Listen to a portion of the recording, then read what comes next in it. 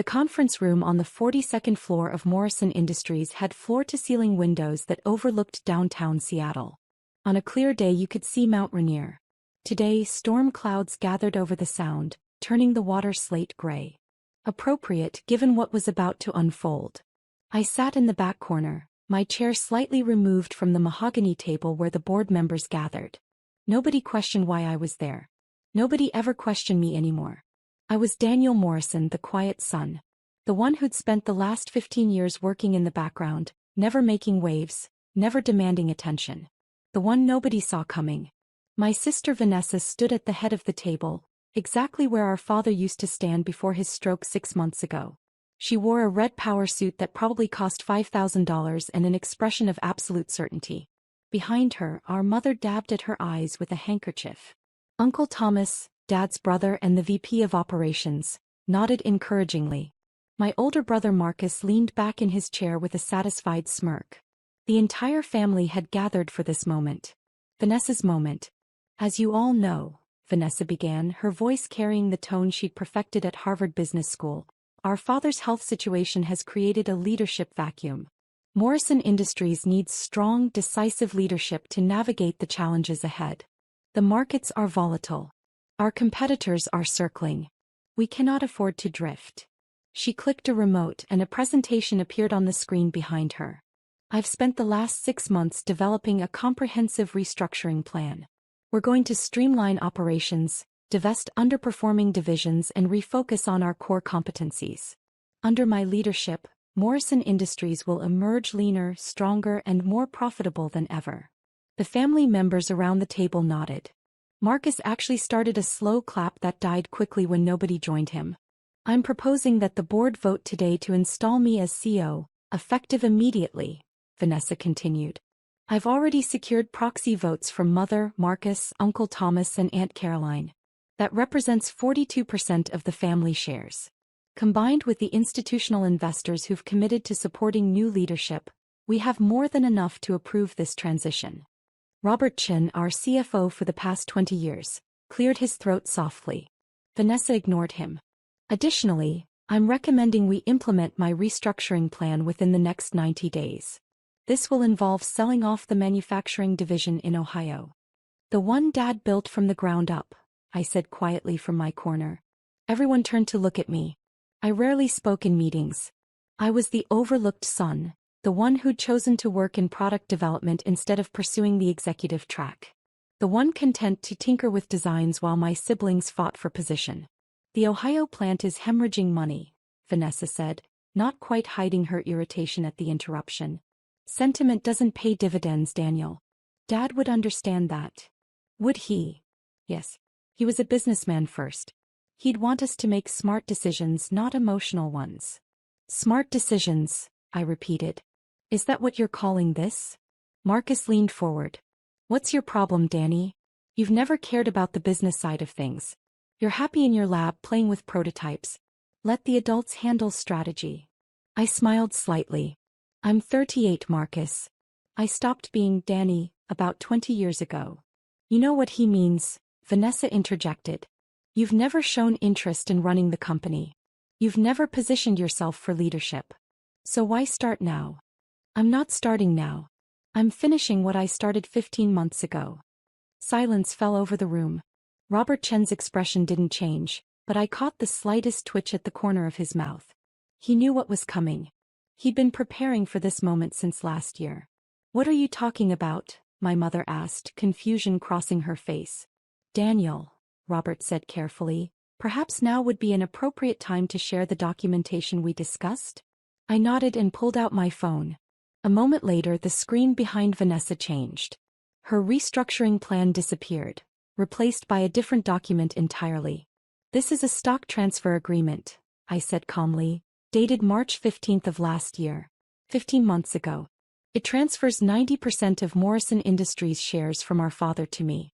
The transfer was completed, filed, and recorded 6 weeks before Dad's stroke. The room erupted. That's impossible, Vanessa said, but her voice had lost its certainty. It's public record, Robert confirmed. Filed with the SEC, registered with the state, completely legal and binding. Daniel Morrison currently owns 90% of Morrison Industries. He has been the majority shareholder for 15 months. Dad would never, Marcus started. Dad did, I interrupted. We spent 18 months discussing it, working through the details, planning the transition. He wanted to make sure the company stayed in the family, stayed true to its mission, and stayed under leadership that understood what he'd built. My mother stared at me like I was a stranger. Why didn't you tell us? Because Dad asked me not to. He wanted to see how things would play out naturally. He wanted to see who would step up for the right reasons and who would scramble for power. This is insane, Vanessa said, her composure cracking. You can't just drop this on us. You can't. I didn't drop anything, Vanessa. The information has been publicly available for over a year. You never bothered to check. None of you did. You all assumed that because I worked in product development, because I didn't fight for the spotlight, I wasn't involved in the business side. Uncle Thomas found his voice. Even if this is true, you can't run this company alone. You don't have the experience, the education, the MBA from Wharton? I finished. Actually, I do. I completed it online over the past 3 years. Graduated summa cum laude. Dad helped me navigate the program while maintaining my role in product development. You've been working on an MBA in secret? Marcus asked incredulously. Not in secret. I just didn't announce it. There's a difference. Vanessa's hands were shaking slightly. She gripped the back of the chair in front of her. This doesn't change the fact that the company needs restructuring.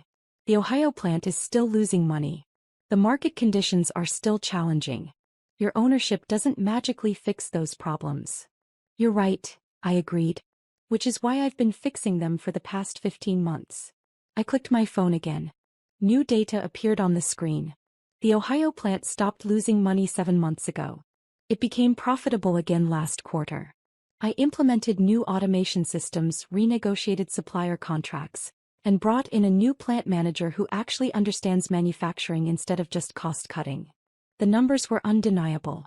Vanessa stared at them, her restructuring plan crumbling before her eyes. The divisions you wanted to divest? I continued. I've already restructured 3 of them. The other 2 are scheduled for operational improvements that will make them profitable within the next fiscal year. I didn't sell them off for a quick profit. I fixed them because that's what Dad would have wanted. If you've been running things for 15 months, Aunt Caroline said slowly, why are we only hearing about this now? Because until today nobody challenged my ownership. I was content to work quietly, implement changes gradually, and let the improvements speak for themselves. But Vanessa forced this meeting. She decided to make a public play for control. So now we're having a public conversation about who actually owns this company. Robert Chin stood up, his presence commanding attention. For the record, I've been working with Daniel since the stock transfer. Everything he's implemented has been done with proper authorization and board oversight. The board members who actually read the quarterly reports have been aware of his initiatives. They've been voting on his proposals for over a year. 3 board members, the ones who weren't family, nodded confirmation. You knew? Vanessa asked them, betrayal in her voice. We knew there was new leadership direction, one of them said carefully. We were told the family was aware of the ownership structure. We had no reason to question it. Because you assumed, I said quietly. Just like Vanessa assumed. Just like Marcus assumed. You all assumed that because I didn't broadcast my role, I didn't have one. My mother was crying now, genuine tears replacing the theatrical ones from earlier. Why did your father do this? Why didn't he give the company to all of you equally? He tried that, I said. He proposed an equal split when I was 28. Vanessa was furious that she'd have to share control with Marcus and me. Marcus was already planning to sell his shares to fund his lifestyle. Dad realized that splitting it equally would just create chaos. So he made a different choice. He chose you, Marcus said bitterly. He chose someone who cared about the company more than personal ambition. Someone who understood what he'd built. Someone willing to work for 15 years without demanding recognition because the work itself mattered. This is unbelievable, Vanessa said, but her voice had lost its fight. You let me stand up here and make a fool of myself. You sat in the corner and watched me lay out my entire plan, knowing you could shut it down with a single sentence. I wanted to hear it, I said honestly. I wanted to know what you'd do if you had control. And now I know. Which is what? That you'd dismantle everything Dad built in the name of quarterly profits. You'd sell the Ohio plant where he started this company. You'd divest the divisions that serve smaller markets because they're not core competencies. You'd turn Morrison Industries into just another soulless corporation optimizing for shareholder value. That's not fair, she protested. Isn't it? Your entire restructuring plan is about cutting costs and boosting stock prices. There's not a single initiative in there about innovation, employee development, or long-term growth. You're thinking like a consultant, not an owner. And you're thinking like a sentimentalist, she shot back. Business isn't about preserving the past. It's about adapting to the future. I agree completely. Which is why I've invested $40 million in R&D over the past year. Why I've expanded our patent portfolio by 30%. Why I've acquired 2 smaller companies that complement our technology base. I'm not preserving the past, Vanessa. I'm building the future. I'm just not doing it by destroying what Dad created. Robert Chin pulled up another presentation, this one showing the company's actual performance over the past 15 months. Revenue was up. Profit margins were improving. Employee retention had increased. Customer satisfaction scores were at an all-time high. This is impossible, Marcus muttered. You couldn't have done all this without us knowing. I did it while you were all busy not paying attention. You were focused on your own careers, your own ambitions. Vanessa was climbing the corporate ladder at her consulting firm. Marcus was managing his investment portfolio. Uncle Thomas was preparing for retirement. Nobody was actually looking at what was happening inside Morrison Industries. Except the board members who weren't family, one of the independent directors added. Daniel has been presenting detailed quarterly updates. His strategic vision has been approved by this board multiple times. The only people who weren't aware were those who didn't bother to read the materials. Vanessa sank into the chair at the head of the table. Her moment of triumph had collapsed into humiliation. I don't understand. Why did Dad keep this secret from us? Why let us think we still had a say? You did have a say, I corrected. You have 10% of the shares between all of you. That's still significant ownership. You could have been involved. You could have attended board meetings, read reports, participated in strategic discussions. But you didn't. You assumed the company would just be handed to whoever made the most noise when Dad was gone. So this was a test, my mother said softly. He was testing us. He was giving you a chance to show what you valued. Vanessa valued control. Marcus valued money. Uncle Thomas valued comfort. And I valued the company itself. What happens now? Aunt Caroline asked. Are you going to fire us all? Fire you? From what positions? None of you actually work here except Uncle Thomas, and he's been planning to retire anyway. I'm not firing anyone.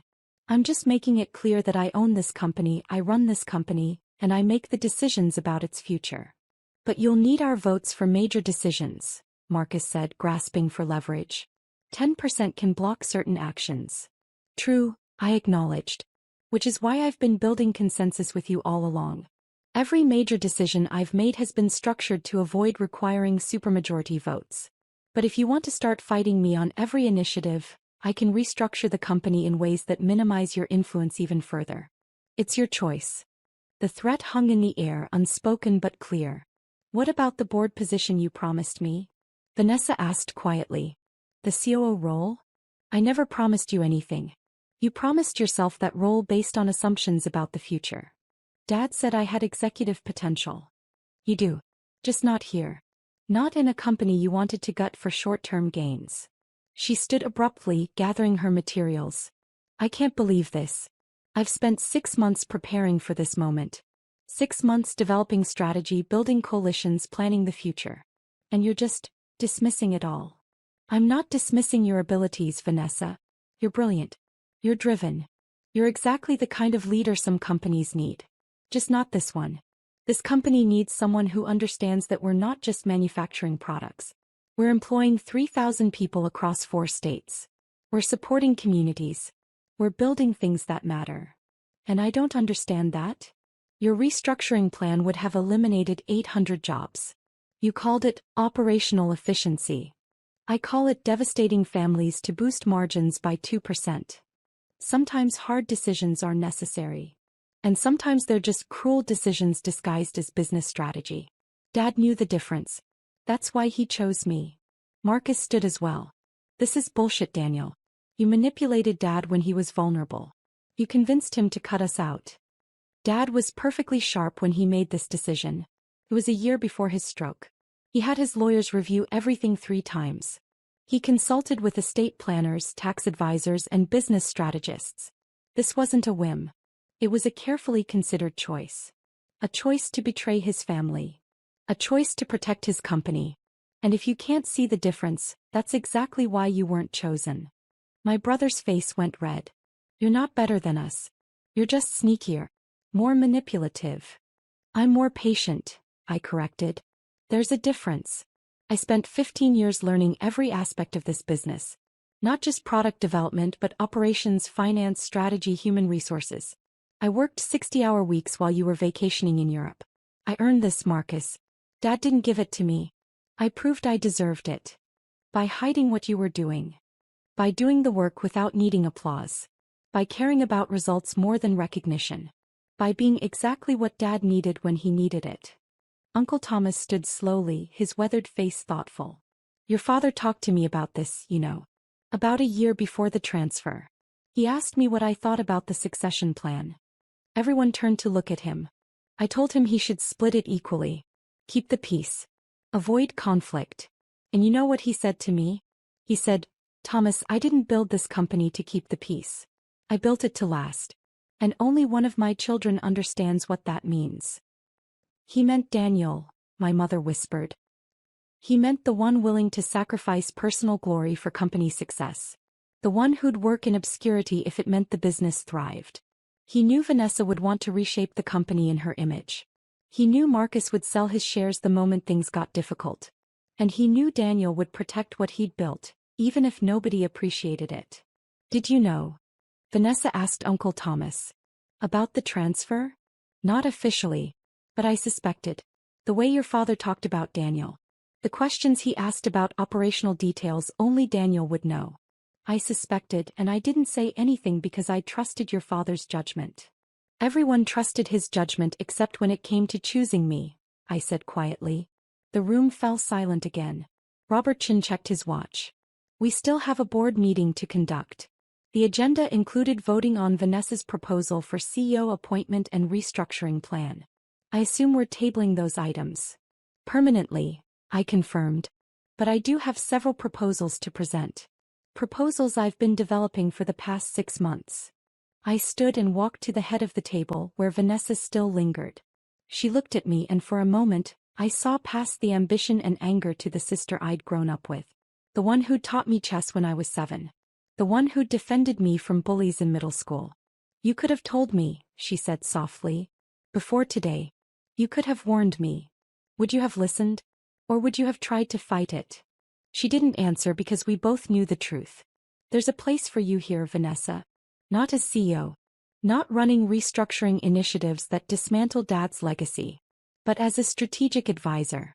As someone who challenges my thinking and pushes for efficiency. I need people who think differently than I do. As long as they don't have actual power. As long as they understand that I'm protecting something bigger than quarterly earnings. She gathered her materials and walked to the door. I need time to think about all this. About whether I can work for my younger brother. About whether I can accept that Dad chose you over me. Take the time you need. But Vanessa, Dad didn't choose me over you. He chose the company over everyone. Including me. I just happened to be the one willing to put the company first. She left without responding. Marcus followed her, throwing me a look of pure resentment. My mother hesitated, then approached me carefully. I should be angry with you, she said. For keeping this secret. For letting us all look foolish. I know. But I'm not. It's sad. Sad that your father felt he couldn't trust us all equally. Sad that we drove him to this choice. He didn't feel he couldn't trust you, Mom. He felt the company needed focused leadership. And he was right.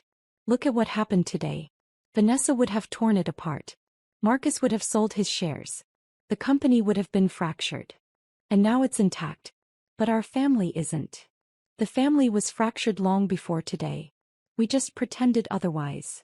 She kissed my forehead the way she had when I was a child. Your father would be proud of you. Not just for owning the company but for how you've protected it. He always said you were the quiet one who understood things the rest of us missed. I learned from watching him. From watching how he built something lasting instead of something flashy. She left with Aunt Caroline, leaving me alone in the conference room with Robert Chin and the 3 independent board members. That was intense, one of them said. Necessary, I corrected. Vanessa forced this confrontation. Better to have it now than to let her continue building toward a future that was never going to happen. What's next? Robert asked. Next we get back to work. I have 3 proposals to present. First, I'm creating a profit-sharing program for all employees. Second, I'm investing $20 million in expanding the Ohio plant. And third, I'm establishing a foundation in Dad's name to support manufacturing education and apprenticeships. Your sister would say those are sentimental moves that don't maximize shareholder value, one of the board members observed. My sister isn't a shareholder anymore, I said calmly. I made her and Marcus an offer last month through intermediaries. Bought out most of their remaining shares at a 30% premium. They each retained 2% for family reasons but they're minority holders now. They just didn't realize the timing of when I'd make it public. Robert Chin actually laughed. You bought them out before this meeting? I wanted them to have an exit if they wanted one. And I wanted to ensure they couldn't block initiatives that matter to me. Everyone got what they needed. They got liquidity at a premium price. I got control. The company got stability. Your father taught you well. He taught me that family businesses fail when family interests override business interests. So I protected the business by buying out the family members who cared more about money than mission. What about the ones who didn't sell? Uncle Thomas kept his shares because he believes in what we're building. Mom kept hers because she loves Dad's legacy. Aunt Caroline sold half and kept half because she's practical. Everyone made their choice freely. I looked out the window at the storm clouds gathering over Seattle. Somewhere in this city, my father was in a rehabilitation facility recovering from his stroke.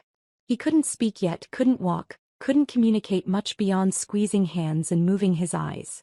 But when I'd visited him yesterday and told him that Vanessa was making her move, that the moment we'd planned for was coming, he'd squeezed my hand 3 times.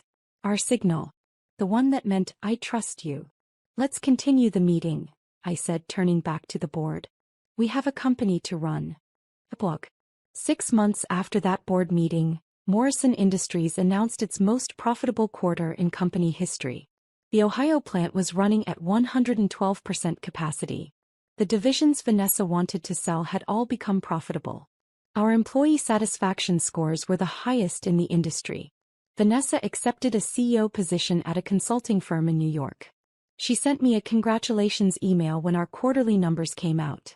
We still don't talk much, but the animosity has faded into something more like respectful distance. Marcus invested his buyout money in cryptocurrency and lost 40% of it in a market crash. He calls occasionally, asking about board positions or consulting opportunities. I keep telling him no. Some people need to learn the hard way that quick money isn't the same as built wealth. My mother visits Dad at the rehab facility every day. I join her 3 times a week. Last month, Dad spoke his first word since the stroke. Company. His second word was good. His third was Daniel.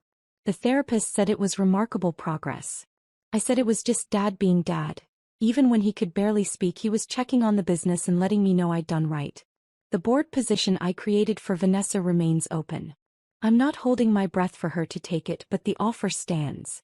Because despite everything, she's my sister. And despite everything, she's brilliant at what she does. She just needed to learn what I learned 15 years ago. That the best kind of power isn't the kind you seize. It's the kind you earn so thoroughly that nobody can take it away. Morrison Industries is mine now. Not because I schemed for it. Not because I manipulated anyone. But because I spent 15 years becoming the person Dad needed me to be. The person the company needed. The quiet one who understood. And that understanding turned out to be worth 90% of everything.